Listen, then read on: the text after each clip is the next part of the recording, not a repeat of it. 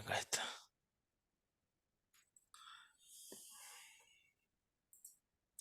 Muy bien. Bueno, Carlos, la idea siempre con vos es actualizar un poco lo que ya venimos conversando en distintas notas. eh, y porque, bueno, sos una referencia para nosotros acá en este rinconcito del conurbano oeste de toda la información de Santa Fe y de la región en sí, de lo que es la Mesopotamia también. Em, Quiero arrancar con algo para ir de lo general a lo específico, eh, que me impactó en su momento y a ver cómo lo actualizás. En las últimas conversaciones que hemos tenido, vos advertías que el gobierno nacional estaba en una especie de disyuntiva o profundizaba hacia un rol nacional y popular, o si no profundizaba, corría el riesgo de convertirse en un gobierno, lo contrario, antinacional y antipopular. Bueno, ¿en qué quedó todo eso? ¿Cómo lo evaluás? Sí, yo creo que además la semana que viene, el 8 de junio, se van a cumplir 3 años de lo que fue una extraordinaria idea y que terminó en una extraordinaria desilusión, la primera que tuvimos con el gobierno de Alberto Fernández, porque el 8 de junio se van a cumplir 3 años de aquella cadena nacional en donde el presidente anunciaba la posibilidad de la expropiación de Vicentín. Correcto. Entonces, a partir del retroceso que se da simplemente a los pocos días, y ya en julio, a fines de julio, estaba anunciando la eliminación de eso, siguió en noviembre del 2020 la reprivatización de la vía troncal del Paraná y después el acuerdo con el Fondo Monetario Internacional que generó este desastre que hoy se vive en las familias trabajadoras de clase media, de sectores populares, en donde la inflación se ha multiplicado de una manera galopante y eso ha generado que por primera vez en la historia política del peronismo, una familia trabajadora con ingresos fijos y en blanco Sí, no le pueda empatar al fin de meses. La primera vez de terrible originalidad en la historia argentina. Así que efectivamente el tremendo, sí. gobierno se convirtió en antinacional y en antipopular, dejando de lado el mandato que surgía del contrato de las elecciones. Por eso me parece que el problema serio que tenemos, aquellos sectores que por lo menos percibimos que somos cada vez más una semicolonia, que nos queda solamente como rasgos independiente la bandera nacional y la posibilidad de elegir autoridades y no mucho más, tenemos el gran desafío de construir una herramienta de liberación que hoy cuesta imaginarla ante la cuestión electoral tan próxima que tenemos. Sí, como que ya para esta instancia no darían los tiempos. Lo que sí han dado los tiempos, pero lo que pasa que es un caldo de cultivo que ha llevado un par de décadas, es para que haya demasiada oferta desde la derecha hacia la ultraderecha. Especialmente a nivel nacional, quizás con ciertas particularidades en cada provincia después, pero lo que es un escenario en el mejor de los casos, de un balotaje a nivel nacional, pareciera que está... No, no quiero decir las cartas echadas, y te voy a preguntar a vos, pero puede haber un juego de pinzas entre los sectores, ya te digo, de derecha o de ultraderecha, que suman una cantidad de votos alarmante para lo que es digamos, habla un poco de estado de situación también de la propia sociedad. Sí, yo lo que creo que el capitalismo es muy hábil y ha destruido la conciencia política de nuestro pueblo, especialmente a partir de todo lo que se está estudiando del dataísmo, esto que llega a través de los teléfonos celulares y que genera una conciencia política de derecha que es afín a los intereses del poder económico que necesitan un pueblo que no sea capaz de participar y construir un Estado que deje de ser bobo y cómplice y se convierta en algo crítico y saludable para sus propias mayorías. En ese sentido y en ese contexto, es muy probable que la cuestión electoral en la Argentina tenga un resultado difícil para los sectores populares. Igualmente, las cartas no están echadas, el tiempo sigue abierto, el presente está abierto, el futuro está abierto, así que habrá que seguir peleando en primer lugar para generar soberanía intelectual, que para mí siempre es la principal, pensar desde nuestra cabeza y desde nuestras necesidades. Eso para nosotros es una pelea cotidiana, indispensable, y que no nos podemos dar el lujo de la resignación, no nos podemos dar el lujo de lo que significa la idea de quebrarnos, ni siquiera ponernos mal, porque lo que queda es justamente recuperar la Argentina y recuperar la conciencia de amar a la Argentina más allá de la camiseta de la selección de fútbol, sea quien sea el ganador o la ganadora. Mm, Antes de hacerte una pregunta puntual de la provincia de Santa Fe muy reciente, te presento a Santiago Alonso, que es un colega de acá de Morón, un amigazo, hace un gran Encantado, trabajo Santiago, muchísimas gracias. local, así ¿Qué que tal? Un aquí gusto, ¿cómo va? Igualmente, Santiago, muy amable. Un gusto, un placer. Carlos es diputado provincial de la provincia de Santa Fe por el Frente Social y Popular y, bueno, un reconocido periodista de la región, muy valiente entre otras cosas, con una serie de denuncias que pocos, muy pocos se podrían haber animado a realizar. Antes de darle pista a Santiago, Carlos, en estos días, hoy puntualmente, ha habido represiones a trabajadores municipales en la provincia de Santa Fe. eh, y te lo pregunto porque para concatenar con lo que venís diciendo anteriormente, son intendencias ciertamente gobernadas por Juntos por el Cambio, pero la policía provincial recibe órdenes del gobernador. ¿Hay una connivencia entre ellos en la provincia? El problema grande es que siempre nosotros dijimos que Perotti era Macri, que el pejotismo en la provincia es el que gobierna y no, a mí no me sorprende. Es un Ujú, hombre proempresarial y el hombre que está conduciendo los destinos de la ciudad de Las Rosas, donde se produjo esta represión, es un sí. hombre del PRO. Así que no, a mí particularmente no, no me sorprende, por eso en su momento dijimos que no lo íbamos a votar a Perotti, por más que dentro del gobierno de Perotti haya gente interesante, progresista, transformadora, pero siempre pasa lo mismo con el peronismo. Algún día tendrán que darse cuenta que las estructuras del pejotismo se terminan devorando lo mejor de las ilusiones de los sectores de izquierda o de transformación del peronismo. Hay que salir de ahí, como hay que salir del radicalismo y como hay que salir del socialismo para ir hacia la construcción de una herramienta diferente de mayorías, pero que realmente quieran enfrentar a las mafias por un lado y al poder económico por el otro. Santiago, Carlos, bueno, un gusto hablar con usted. Gracias, Daniel, por supuesto, por la invitación.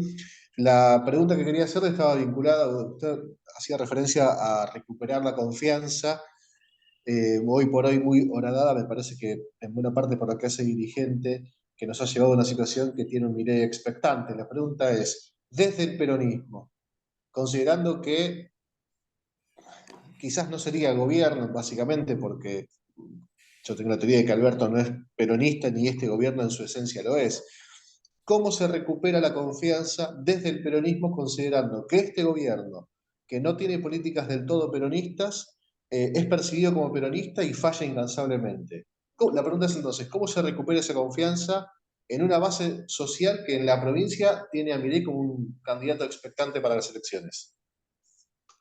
Creo que los sectores más vinculados a lo que significa la historia del peronismo, a lo que significa la Constitución de 1949, que para mí es muy, pero muy valiosa, indispensable para estos tiempos, tienen que seguir militando, tratando de ver si dentro del propio peronismo se abren espacios importantes que le den valor, le den vigencia a todos esos valores, pero en forma paralela seguir construyendo para un gran encuentro lo más amplio posible con otras corrientes que sean nacionales, populares, transformadores, incluso de izquierda latinoamericana, como para confluir y conformar una herramienta que nos permita gobernar la Argentina en pos de los objetivos que respondan a las necesidades de las grandes mayorías. Por eso digo que la cuestión electoral, primero que no hay que desecharla porque puede pasar cualquier cosa, insisto, no hay nada cerrado, la historia no se cierra además. Y en forma paralela hay que seguir trabajando hacia futuro para recuperar la conciencia argentina, la conciencia nacional, eso que Jauretche decía, pensar en nacional. Ahora, para pensar en nacional hay que conocer lo nacional, porque si no se conoce no se ama, y si no se ama no se defiende nada. Ujú. Carlos, para ponerlo en tema también a Santiago, lo primero que hablábamos es que en estos próximos días, específicamente el 8 de junio, se cumplen 3 años del inicio quizás de los retrocesos en las promesas del gobierno nacional, que fue con la cuestión Vicentín.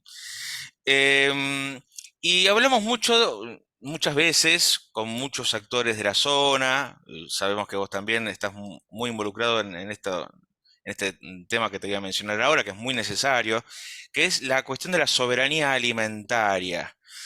Em, ¿Cómo concatenamos eso en una situación de inflación galopante que justamente va inhabilitando cada vez más el acceso a los productos básicos de alimentos, bien digo, para una porción, yo diría, por lo menos para la mitad de la población del país? Em, y, si esta cuestión de Vicentín, de haberse nacionalizado, no podría haber obrado a favor, por ejemplo, de una regulación en el control de precios, em, regular los precios del mercado, desde justamente teniendo una enorme empresa productora de alimentos, entre otras cuestiones, de bandera nacional. Eh, ¿Cómo lo ves? Y si podés responderme, si el no haber podido concretar esto, de alguna forma también ha influido en lo que sucedió después.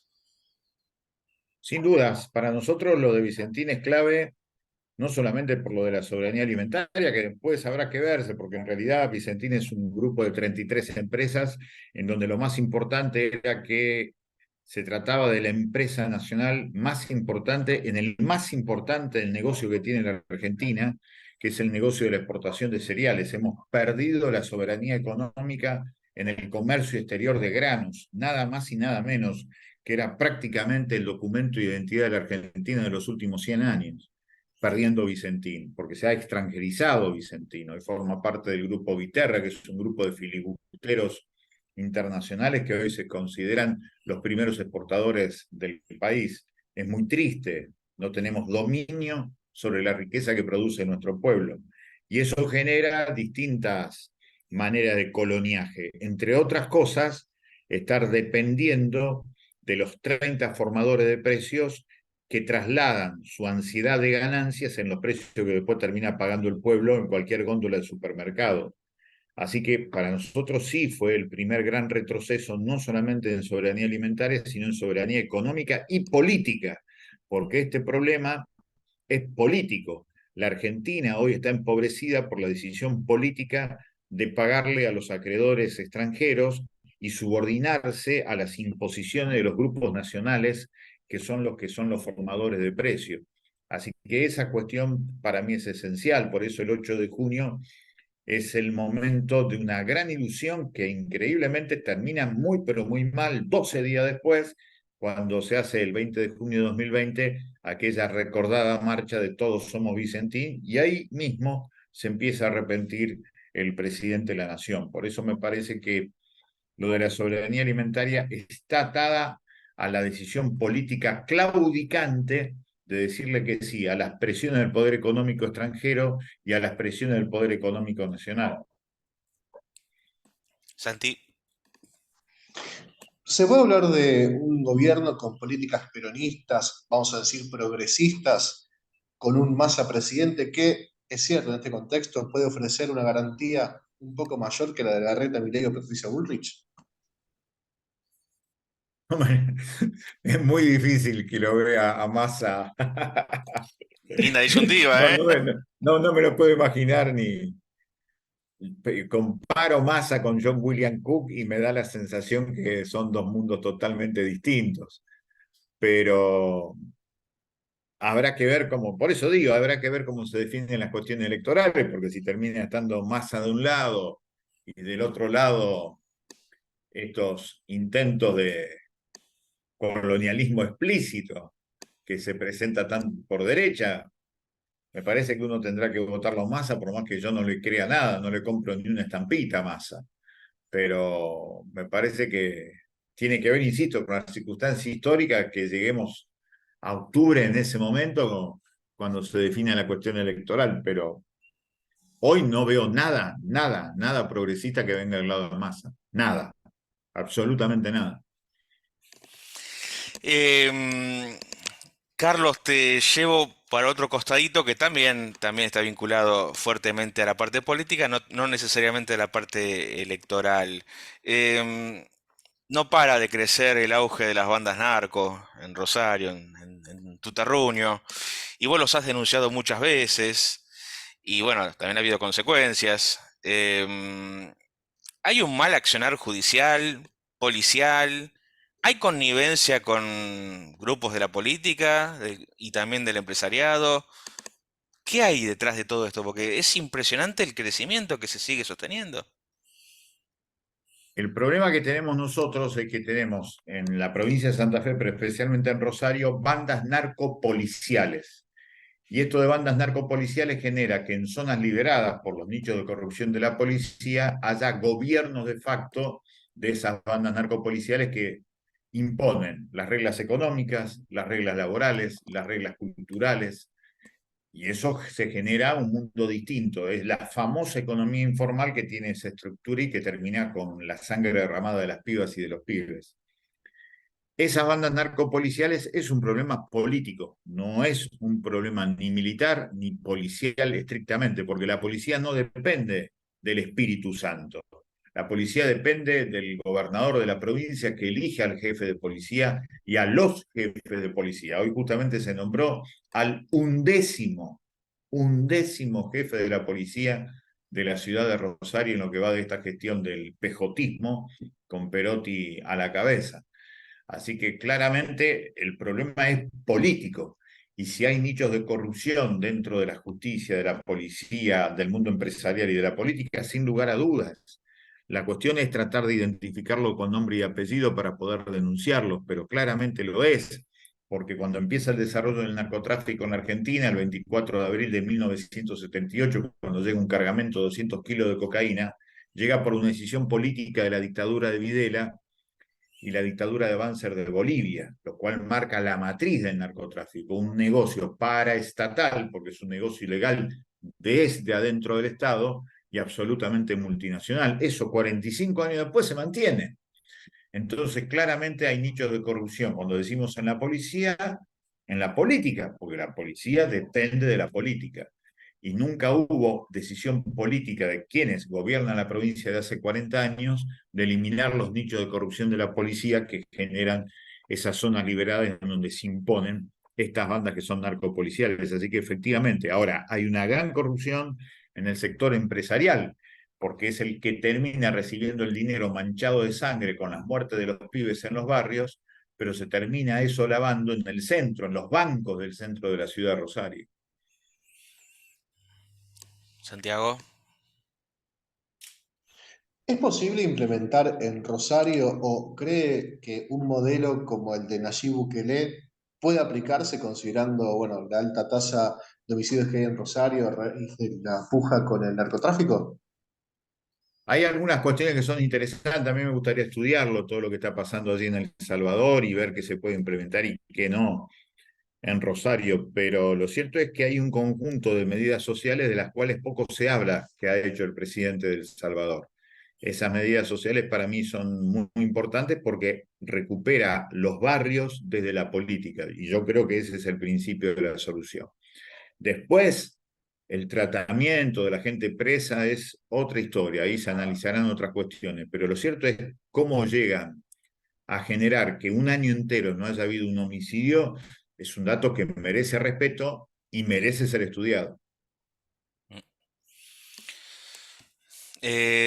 Carlos, vamos cambiando de ejes para aprovechar este ratito que tenés con nosotros.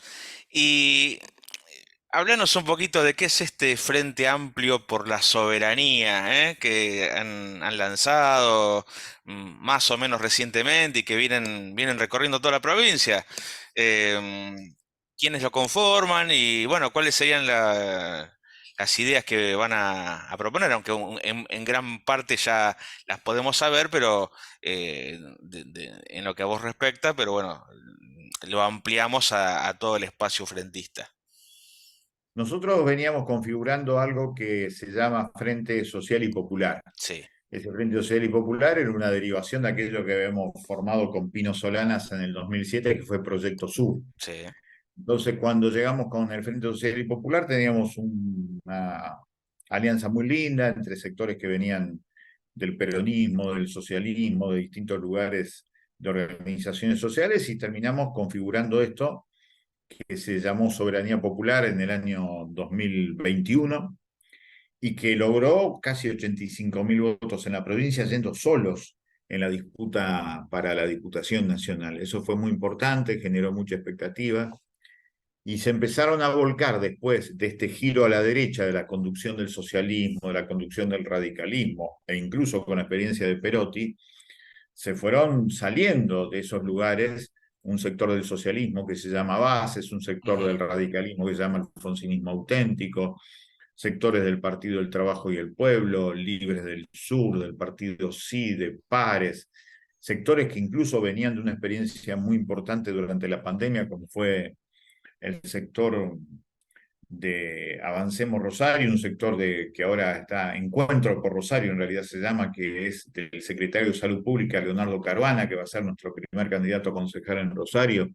Se armó una entente de 10 partidos políticos y yo tengo el privilegio que me hayan elegido como primer candidato a diputado provincial para ir por otro mandato más en la legislatura de la provincia. Entonces es un frente amplio por la soberanía, que tiene las banderas de izquierda amplia, por eso también para nosotros es muy importante que vengan sectores del socialismo, del radicalismo, del peronismo y de otros sectores de izquierda, para generar esto que yo insisto desde el primer momento, una tercera fuerza política que haga una excelente elección legislativa ahora en el 2027, en el 2023 y gobierne la provincia a partir del 2027. Eso que te decía que para mí es la construcción de cualquier militante nacional popular, antiimperialista, vinculado a los sectores mayoritarios. Me parece que es lo que tenemos que hacer en cada provincia argentina.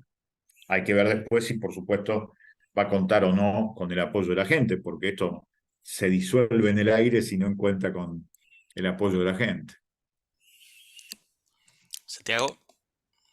¿Es posible, Carlos, pensar en armar una coalición que involucre o que tenga de alguna manera a representantes de lo que podría llamarse, bueno, no sé si existe el perotismo o ese peronismo que se referencia en la vicegobernadora Alejandra Rodenas, eh, estando en otro espacio diferente a lo que puede ser el Frente de Todo, Frente para la Victoria, PJ, como se le quiera llamar? Es decir, ¿es posible armar una suerte de oficialismo opositor, si se me permite un poco el paralelismo, dejando a Perotti, que usted dijo que es Macri, en otro lado? Yo lo que pasa es que tengo otras cuestiones con la doctora Rodera, no creo que tenga mucho que ver con una herramienta de liberación. No me parece. De hecho, fue la vicegobernadora de Perotti, así que por más que diga que es opositora, llegó hasta acá como Claro. vicegobernadora, no es que está como diputada ladrándole a la luna. Sí, Es la Rodenas está como vicegobernadora. percibida, Rodenas está más percibida, quizás como, digo, por eso uno puede pensar que en ese momento Perotti y Rodenas fueron una fórmula y el sentido de la fórmula es pensarse como complementarios dentro de quizás supuestos disensos. Entonces la pregunta sería, ¿es muy diferente Rodenas a Perotti? No, no, de ninguna manera. No expresa Rodena, a mi entender, lo que no quiere decir que sea la percepción del peronismo, ni mucho menos, pero en este juego de la pregunta abierta y que me apasiona, por supuesto, todo lo que tenga que ver con el peronismo, yo lo veo como algo no muy diferente, insisto. De hecho, es la vicegobernadora. Y sigue siéndolo, no es que renunció. Em, es inevitable que, haciendo un paralelismo, esta pregunta que trae Santiago, yo tenga inevitablemente que pensar en la fórmula nacional. Si hay tantas diferencias, y quizás, bueno, después el público lector se enojarán conmigo, pero necesito hacértela. Si hay tanta diferencia entre el presidente y la vicepresidenta. Yo lo que creo que la propia historia de Cristina Fernández de Kirchner y todos los análisis que fue haciendo ahora lo hace diferente Ujú, a Alberto Fernández, que de hecho termina siendo presidente por una decisión de Cristina. totalmente. Y los últimos análisis de Cristina yo lo comparto casi te diría 100%, Ujú. por más que forme parte del gobierno, lo cual también es así, pero claramente me parece que son modelos absolutamente distintos. En Cristina aparece la idea de nación, eso para mí es muy, pero muy importante.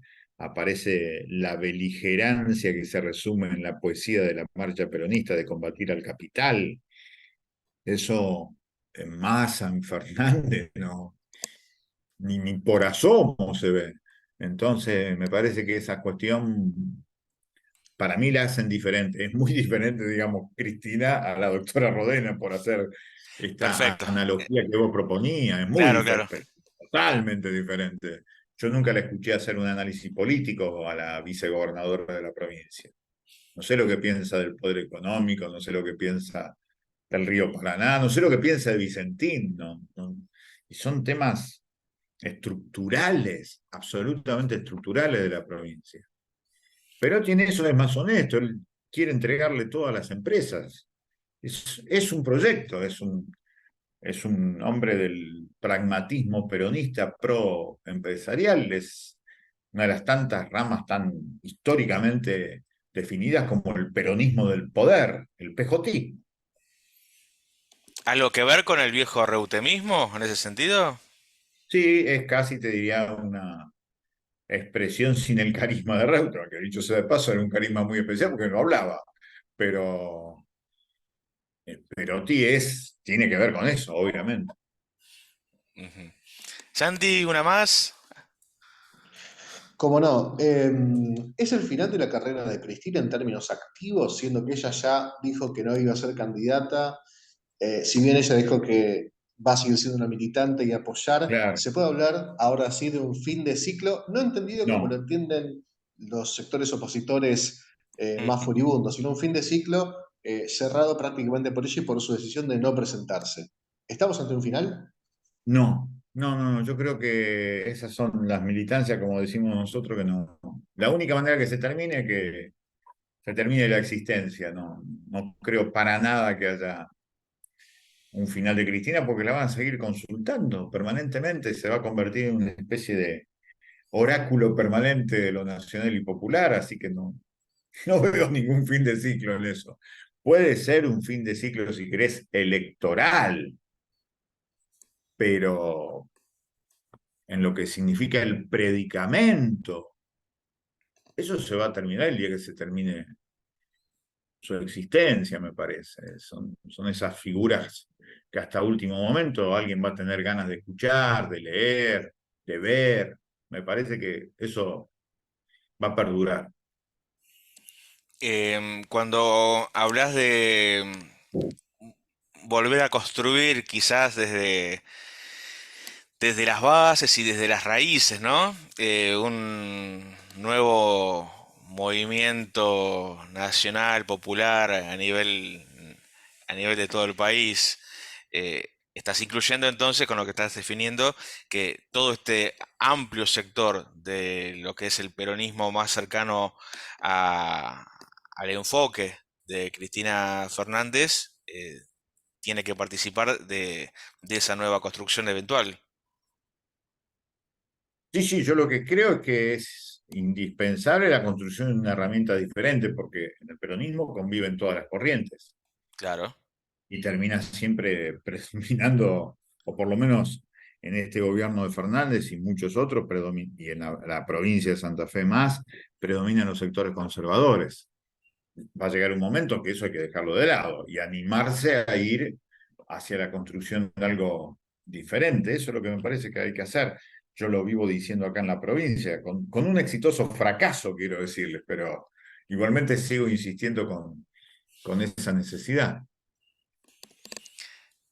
¿Te queda algo, Santi? Sí, una pregunta más y es Vamos. si el Frente de Todos, o como vaya a llamarse el frente que está encabezado esencialmente por Cristina, no logra renovar su mandato. ¿Cuál sería el rol de la oposición más allá de la llamada resistencia de la cual tanto se habló, especialmente en el macrismo? ¿Vos decís si gana Larreta o gana Milei, algo de eso? Exactamente, tal cual. Sí, sí, la función como siempre va a ser no solamente la cuestión de la resistencia, sino la construcción de una herramienta política que renueve las banderas de la pelea por dejar de ser colonia y volver a darle, en visión por supuesto del tercer milenio, contenido a la palabra liberación. Creo que en la larga historia del pueblo argentino. Se va, la última consulta y ahí ya cerramos, Carlos. Se va todavía por el río Paraná gran parte de las riquezas nacionales. ¿Cómo está la cuestión de la hidrovía? ¿Qué viabilidad hay de optimizar algo de lo que se venía anunciando del canal Magdalena? ¿Y hasta qué punto? Bueno, no sé si dan los tiempos ya, en un año electoral, de avanzar en Yo creo esas que cuestiones. se va a entregar todo en beneficio del endeudamiento. Creo que va a seguir todo en manos extranjeras. Mm, Eso es lo que veo. Creo que Massa va por esa línea. En todo caso, se podrá quedar el peaje en lo que hoy está manejando todo lo que tiene que ver con la Administración General de Puertos, pero el grueso del dinero y de las exportaciones va a estar en manos extranjeras, mm. Jauretche habría dicho como obra. que en todo caso, y sin perder la fuerza y la convicción, habrá que empezar todo de nuevo. Exactamente. Y creo que es una hermosa tarea para hacer todos los días, hasta el último momento de la vida. Para mí es maravilloso, porque le da sentido existencial a nuestra vida. Bueno, de mi parte, perfecto, Carlos, te dejo porque sé que estás Muchísimas con gracias, mucha agenda, ¿eh? Muchas gracias. Impecable. Gracias. Hasta luego. Que la pasen Ha bien, sido un muchachos. Gracias. gusto. Hasta Gracias. luego. Buenísimo. ¿Todo bien? Corto y después hablamos. Dale.